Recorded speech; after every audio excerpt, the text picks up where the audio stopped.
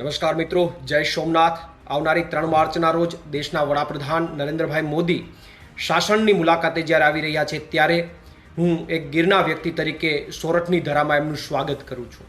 સાથે સાથે મને સમાચાર મળ્યા છે કે વડાપ્રધાન શ્રી સ્થાનિક રોજગારી બાબતે અમુક લોકો સાથે ચર્ચા કરવાના છે।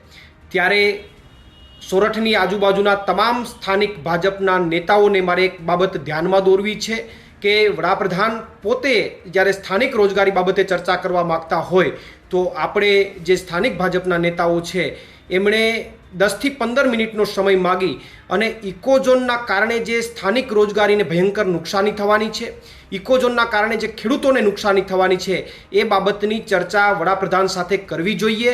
અને આ મિટિંગની અંદર કદાચ અમે ઇકોઝોન માટે લડીએ છીએ છતાં અમને ન બોલાવો તો ચાલશે, પરંતુ 2-5 ખેડૂત આગેવાનોને સાથે રાખી અને આપ મિટિંગ કરો અને ઇકોઝોનના કારણે જે નુકસાની થવાની છે એમનાથી જો વડાપ્રધાનને માહિતગાર કરો તો ઇકોઝોન મુદ્દે કદાચ જો કોઈ ફેરફાર થાય, કારણ કે ઇકોઝોનમાં ફેરફાર કરવાની સત્તા કેન્દ્ર સરકારને જ છે, એટલે જો એમાં કોઈ ફેરફાર થાય તો આપણા વિસ્તારનું ભલું થાય। એટલા માટે હું તમામ સ્થાનિક ભાજપના નેતાઓને આ એક બાબત ધ્યાનમાં દોરવા માગું છું કે વડાપ્રધાન શ્રી પાસે સમય માગી અને ઇકોઝોનથી થતી નુકસાની બાબતે ચર્ચાઓ કરવી જોઈએ અને મને અપેક્ષા છે કે સ્થાનિક ભાજપના નેતાઓ આ બાબતે પ્રયત્ન કરશે।